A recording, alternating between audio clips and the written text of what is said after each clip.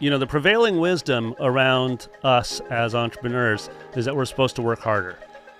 Like, if you work harder, you'll get more leads. If you work harder, you'll finally figure out your cash flow issue. If you work harder, fill in the blank. Every one of us listening knows a work harder, fill in the blank example. The reality is that we, and you talk about this often, we want to work smarter. We are not going to work smarter as exhausted entrepreneurs.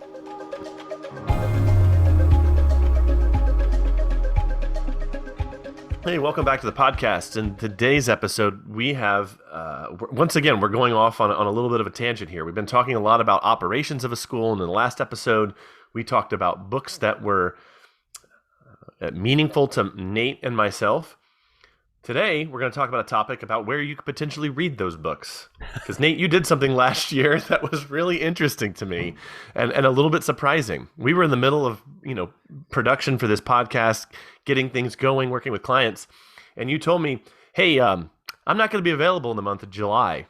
Not the weekend of July 4th, or I'm going on vacation, a rushed vacation for 1 week in the middle of the summer. No, I'm going to be gone July. You won't be able to get in touch with me. And I asked you, what's going on? Has an entire family and your extended family died? Like, you have a lot of funerals to go to? Like, Right. What's going on? And you told me, well, I'm taking a sabbatical. And I asked some more questions, which I'm not going to get into here because I think that's what this episode's about. But what this episode about is, I think, unplugging and the steps that one needs to go through to unplug from one school or business. And I think this is a topic that isn't talked about. I can't think of one podcast or book that I've read that goes into this. So I think we have something wholly original here, but it's not an intellectual exercise for Nate. It's something he actually does. So Nate, let's talk about taking a sabbatical as a music school owner today. I think we need to frame the question, actually. Is this the right question to ask? Can a music school owner take a sabbatical? Right? I actually don't think that's the right question to ask in this case.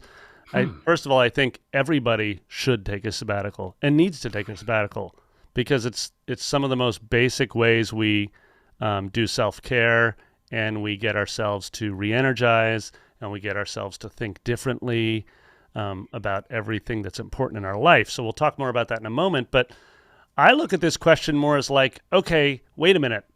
What facets of our business can currently run on their own and in fact can thrive when you or I are on sabbatical? Like, will our team actually thrive without us there? And so,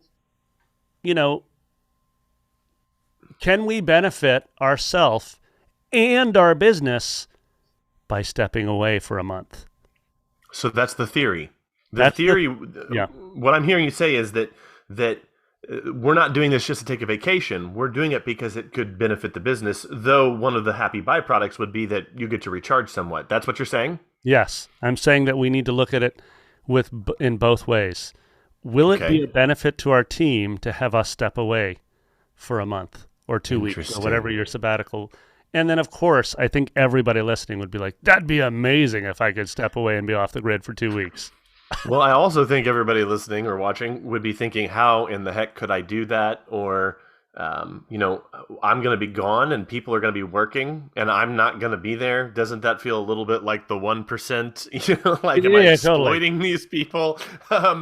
Or how could I possibly do this? I'm not like a college professor or a public school teacher where they actually have a defined period where their quote unquote clients won't be there. So everybody's off, but we have a business. It's got to keep running. I can just hear the objections, and maybe that's a good place to start in this episode is because I think the premise itself makes sense.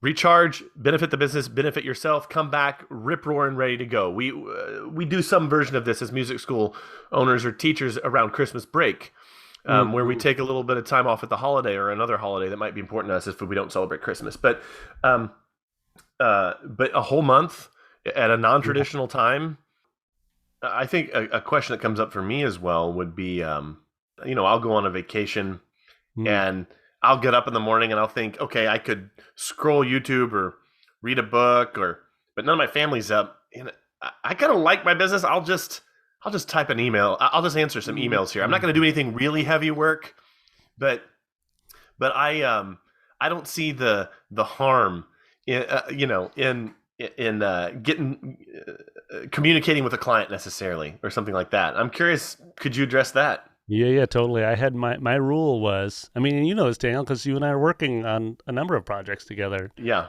But my rule was I can't talk about work and I can't do work. And the reason is actually one of my my therapists was like, Nate, I was like, how do I even do that? I don't know how to do that well. Much like you, Daniel, I'm like, well, I'm totally fascinated. Maybe I'll just reread this business book I love because it'll help me. And she was like, it's simple. When someone asks you, because of course, as part of this sabbatical, like at one point I went and saw family and they all want to know, how's Brooklyn Music Factory doing? Tell us about the school. And I'd be like, thank you so much for asking. But actually, I'm taking a break from work for the month. And then she's like, and just flip the question. How are your kids? How's your work? Be funny if they said I'm taking a break from my kids for a month. Totally. Right. So no, that's a good strategy. I like that. And it was hard for me, Daniel. Let me just, before we get into the steps of what I did to actually prepare to do this, and then my takeaways from doing it and how I would prepare a little bit differently next time. I will say that it wasn't easy. You know, it wasn't easy to be like, man, 4 weeks, I'm really going off the grid. But the benefit was massive. So I'll get there. I'll talk about that when we get there. I'm really interested in exploring that because this is, when I saw you do that, I thought, true Daniel fashion, could that benefit me too? I think the could the business break by me actually taking a break? What a novel concept. And I'm not even being facetious about that. It just never would have occurred to me, you know. So I'm really fascinated to get to those takeaways. So yeah, what were the steps that you went through? Let's just let's examine those. What'd you do first? Okay, so first of all, I just made my lists. A list of roles and associated tasks that were uniquely mine. Right? Okay. So this is like classic org chart. Just what do I do that only I do? Right? And then a list of people that I regularly met with, teachers, admin staff, or bookkeeper, whatever. Who are people that expect to see me in any given month? Okay. So that was step one, those two lists. Before you even go to step two, can I ask a question about that? Yeah, totally. We can go step by step. Was this even possible because you already had a team that was handling a lot of things for BMF? Like, in other words, would the prerequisite, someone listening to this now, would the prerequisite be that they already have a fairly established team, or do you think this is something that someone could do even if they're in the early stages of handing off a lot of things? And I'm playing a little bit of a devil's advocate here because the premise of the episode is that we should do this, but is there a prerequisite? Great question. So when we say our business will thrive even without us, I think another way to reframe that is our team members will thrive because they will develop a sense of, they'll develop a confidence in their autonomy, that kind of thing. But if you only have a micro team, if it's like you plus 3 teachers, well, then that's who's going to potentially thrive if you prepare to do this well, and then you give them ownership while you're gone. Those team members will develop in your absence. Let me ask the question again, though. Like, do you think that people already have to have a fairly solid system and team in place for them to be able to do this? I do not. I actually think if you're smaller, it's a heck of a lot easier. That's what I was thinking, too. To get organized and step away for a month. You have to get a little bit more organized around things like your financial picture, et cetera, because it may really be, hours in, dollars out kind of thing based on your scale of your studio. But that's all manageable too. So it sounds like the person that this would be a challenge for would be a mid-sized to larger school where they're not organized yet and where the team, where they're kind of the hub and the team is a spoke coming off of them. The school owner that this would probably be more possible for would be one where they're outside of the wheel and spoke system and they're kind of managing that.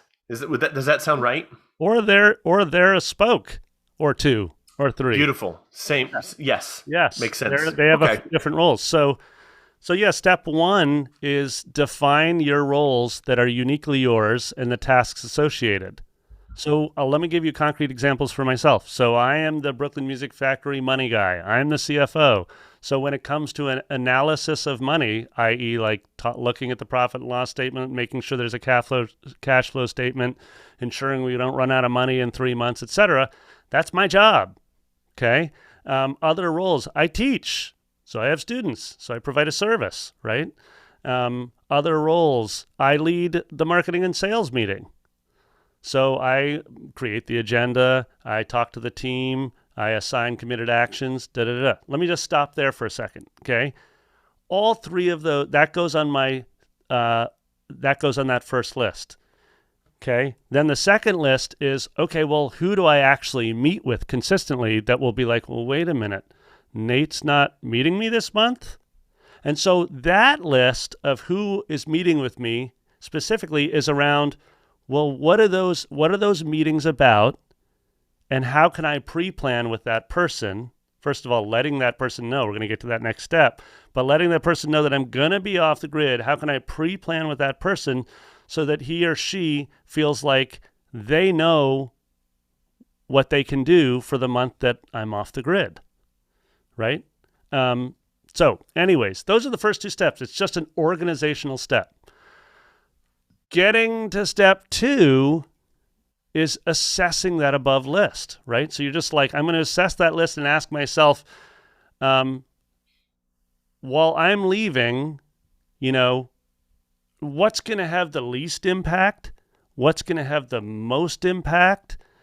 In other words, what of my roles are really essential? Like they can't stand to not be addressed for a month. And what are the roles and tasks that I do where it's like, honestly, we could give a month off on that? So I'll give a real example. I meet with our bookkeeper and we look at cash flow statements and we do strategic work. I don't need to do that for a month. Yeah. I can take a month off of that. It's interesting. Even as I'm thinking about this, I'm in my head going through this thing like, maybe I do this in 2022. And I'm thinking about this. And there's another list I think it could be helpful too as I'm thinking about this. And that is, what can I do ahead of time and what has to be done during that time? Because if it's something I could do ahead of time, I could, let's say I were to take the same 4 weeks off in July that you do this year. Yeah. I've got 6 months. So one thing, and certainly for me, that I do ahead of time would be writing marketing emails or writing the ads or things like that. Something I would do during July, typically I have in past years, was actually meet with clients. Mm-hmm. That's not something I can do in advance. Well, or even there, like if I set the intention to do it, maybe I do some of that in advance. Maybe we say, hey, let's do an extra session in June, an extra session in August, and let's just take the month of July off together. So even doing this exercise is helping me think of this in a creative way right here, live in the podcast. You all heard it. But let me not interrupt anymore, Nate. But I was just thinking, I'm having a little bit of difficulty in my mind, like imagining this. But I think even coming up with that list of pre-work and work that I'm gonna have to deal with that I can't do during that period was a helpful list. So just organizing it all seems like a really important first and second step, like you're talking about assessing the list and all that. So, yeah, have we finished step two, or is there more to talk about there? Yeah, I want to talk a little bit more about step two, because you're simply assessing, and you put it well, you're assessing what's essential. You're assessing who you need to meet with and make sure that they feel like they have all the tools they need, they have the guidance they need, they have answers to questions they need in advance of you going off the grid. And the final thing I'll say about it is, and we'll probably get to this when we get to our last few steps, which is that you need a criteria for those people where they know when they can reach out to you. Like, is there an emergency topic where they can interrupt you, right? Because you can't predict everything. You don't know. Like, what if there's a fire in your school, right? Literally. I was thinking of that because we talked about fighting you want to know about it. So for example, in our situation, there was an issue around where we were going to open our temporary space September 1st. And, my wife, who's also the director of communications and families and enrollment, said that was the one criteria within which she could talk to me about work. I mean, we worked together, and there I was on sabbatical with her. We live in Maine over the summer, and she never talked about work once, except for she's like, I have a specific question about this because you said this is the one time I can ask you a question, and she Wow. did, and it was like 28 minutes. You measured it? I did because I was trying to keep it Wow. as brief as possible. I love it, Nate. So, anyways, and you raised a really great example of how you could pre fill or backfill some of the areas where you needed to be present. So a perfect example for us music teachers is I would absolutely heavily book, and I will heavily book June with my students that I might normally see in July, and just say, hey, I'm taking a sabbatical. And so I really would love to get you set up for success over July. Let's meet twice a week in June. Okay, so Okay. we have made a couple lists. We have gotten organized. We've planned, which I think right there, that's probably a huge part of the success of this. You've assessed your list. You've done a little analysis on it, did some critical thinking. So what's step 3? Okay. You announce, right? Okay. You Should be have fairly to simple. announce that you're taking a sabbatical. This is a little bit, I'm going to bake this into step 3. You announce to everyone that this is what's happening. So it's not a surprise to everybody. How far in advance? Ideally, it would be a month. I wasn't Oh, organized wow. enough to do a month in advance. So I announced it about 2 weeks or 3 weeks in advance. Wow. Because you need to then work through that list and you need to connect with every person that Okay. you normally meet with and make sure that they feel empowered while you're gone. Yes, question. Would there be any reason why you, like, could you announce it 6 months in advance, or would there be something detrimental that would happen if you announce it that far in advance? This might be a dumb question, but I'm going to risk it. I think it's a great question. I've already announced that I'm going to take another Okay. sabbatical in July, but it's not like I talk about it every week because that could be deflating to people. They'd start Sure. feeling like, wait, I want to do that too. And you're like, maybe you can build a culture where eventually some of your really deeply invested employees can do that as Key well. team members. Yeah. But I think it's really important because the key is that to get back to just the why on it, like we can only serve. I mean, I literally wrote this for myself in my sabbatical note in Evernote, but I wrote to myself, I can only serve people to the best of my ability when I work within the confines of a healthy life for myself, right? So the sabbatical is part of me making sure that I'm in a really healthy state, physically, mentally, emotionally, right? Spiritually. Okay, back to step number 3. So, and you sort of touched on this, but basically Interesting. you need to be very clear on what must continue to operate while you're gone. And so this is that critical thinking step where you're like, okay, I've assessed my list. Step 3 is saying, I'm going to let go of these 5 things for a month. I'm just going to assume that they're good enough, and I'm not going to worry about them, right? But these 3 things, they have to continue operating in my absence. So you're creating your yes list, but you're also creating your no list. You're saying, I'm going to let these go for the month. I'm trying to think of a good example of something I let go. Yeah, the freaking me looking every week at my cash flow statement, me looking at doing budget analysis for monthly with my bookkeeper. I just said I'm gonna let that go. I'll do a great job in June, and then the next time I'll revisit it will be in August. It's fine. Yeah, I didn't mean to steal your thunder on this, Nate, because I didn't know what your steps were beforehand. So No, it's all good. The other thing I'm thinking of, though, is that I asked this question earlier, but it's feeling more and more.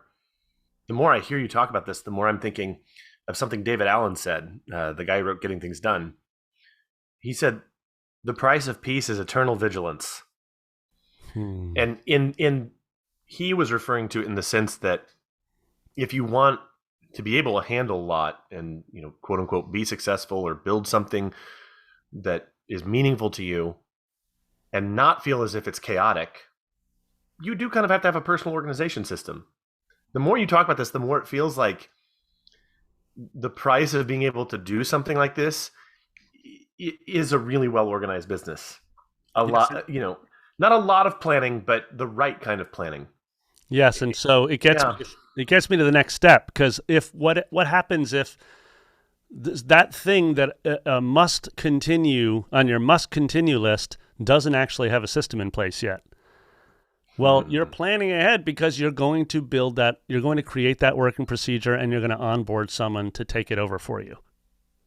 Something that's really occurring to me as I'm hearing you talk about this is that this assumes that you haven't overextended yourself. In some ways, I feel like at the end of 2021, I overextended myself. I had a lot of projects going, and I was holding my breath until the end of the year when some of these came to fruition. One of those was this podcast. Another was a program that we rolled out at Grow. And January feels really nice to me right now because I don't have any of that going on. But what you're literally saying, if you're taking a month off, is that out of a 12-month year, you only have about 11 months worth of work to do. Well, yes, or you've created a system and a team, or automated the work you do so that it can continue to operate without you. Well, I'm saying 11 months as you, as the person. Oh, the human, right. You're getting 11 months as the human, you might have, you're going to have a number of hours that you work this year, and you're essentially saying that I can do all that work that needs to get done over 11 months, but I'm not going to work 70-hour weeks the month before July. No. So in a way you've gotten things to the place or the point where you can do the job that needs to be done for growth and for maintenance and all that sort of thing in 11 months out of a year.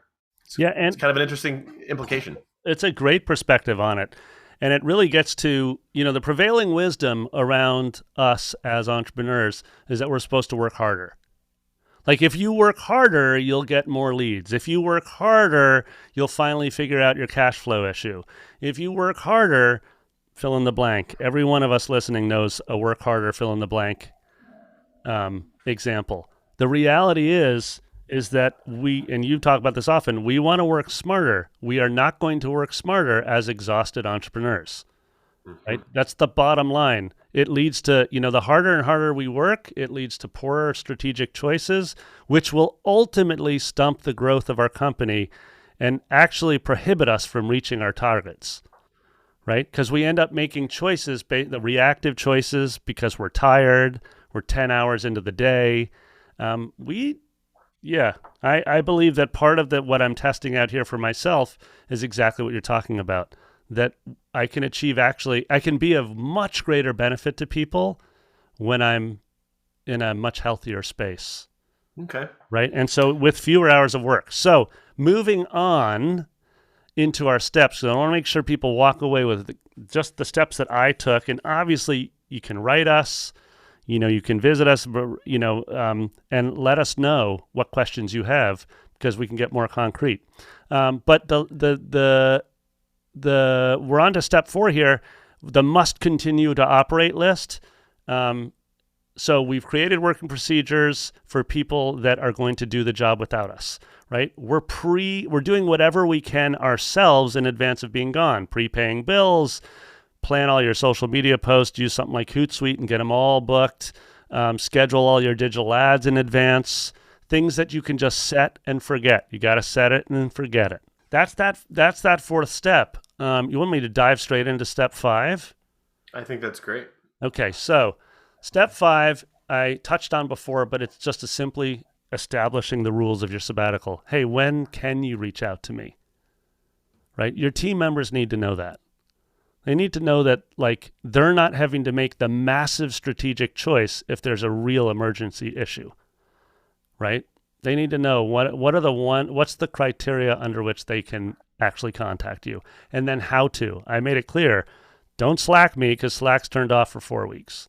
So here's the deal. These are 2 implications, because I want to get into your takeaways and what this did for you. Totally. But there are 2 that I can already imagine would happen if I did this. 1, there's already a key team member I have who's a total rock star.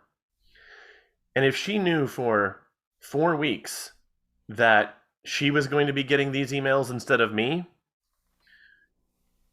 because someone else couldn't answer it would force her to get resourceful. Mm-hmm. It would, and the second implication is that she needs to be warned in advance that that's what's going to happen. And some tools need to be given to make sure that she can do the job as well as she can. Um, but the second thing is, and you just touched on it here, is that step away from a month and you are probably going to get, oh my gosh, you are probably going to get a really clear view on how things really work in your business. And I don't mean, oh, you're going to come back and you're going to have all this clarity, but the kinds of things that broke when you went away that would never have broken had you not gone away, it will cause all sorts of insights. I'm sure it caused all sorts of insights for you when you came back to BMF as to like, oh, so that's what's really going on there. Yeah. Let's just jump into takeaways, Nate, because you're shaking your head quite a bit. Like if someone's listening to this, they can't see you. But tell me, what were the big picture ramifications, and maybe even some important small observations you made because of what you did? Well, the first thing I'll say is that nothing, like, the business didn't burn down while I was gone. Right? This isn't the first time I've gone off the grid. I've gone off the grid before for health reasons. I was off the grid for 2 months for an open heart surgery, and the business grew by 5%. So I had confidence that this thing could work. But this is the first time I was doing, like, I'm not going to do it because of an emergency situation. So number one, the biggest takeaway is that it's not going to all crash and burn. But the second thing is that, Daniel, you used the resourceful word well, so I'm going to add to that. Many people on your team, even just the teachers, if you give them space to be autonomous, you will be surprised at what they create on their own. And I want you to keep going on that, but I think it's important to point out, I really want to make this point, that it's not an autonomy where they know they have the backstop of you. Yes. It's an autonomy where there is no backstop. It will force them to grow. Yes, and that you have already established, before you've gone off the grid, hey, here's a couple of visions. What do you think are possible? And they sort of brainstorm. They're like, man, it would be awesome if we did X, Y, or Z. For example, maybe you have a piano teacher or two that are like, man, I've always wanted to, like, review all of our, the lesson notes from the last year and to learn what was working with students, etc. And the reality is that now you're saying, that's awesome. I can't wait to see what you show me in August when I come back. And there's something fascinating about you stepping out of the way and just seeing and being like, hey, show me. Because when we come back, we have a series of steps we want to take to assess the health of the business. But my main takeaway is this, and I think this is a good wrapping place, which is that the sign of a mature business is that we actually can step away. Right? So, and it's okay if you're not stepping away for a month. How about stepping away for 7 days? How about just working a micro version of this to say, I'm going to step away and be unreachable for 7 days. And just do a micro version in 2022. Then double it to 2 weeks. And maybe by 2025, you're doing a month. Yeah. And that's it. That micro version will not be nearly as challenging to prepare for, but it will cause you to start asking the right questions. Because if you're gone for 7 days, there is the thought that a team member could say, oh, well, I don't know how to answer this question, but he or she's going to be back in 3 days from now. We could just punt this to next week. But and this isn't over against anything you've said here. I'm just saying that it'll cause the right questions to start being asked, and it makes it possible to do something longer, better. The question I really want to make sure that we get answered here is, why do this? And that isn't the question, but one could take a vacation, and like I said, my temptation of vacation is to check in on email every morning and just make sure that people are being communicated with and answering questions of the team members. Is there anything else that, in hindsight and looking back at that month that you were gone and coming back and seeing the results and ramifications of it, is there anything, let's say, intangible or tangible that you also identified as a benefit? Oh, wow, this happened as a result of me doing this. I could never predicted that happening, and that's a really good thing. Yeah.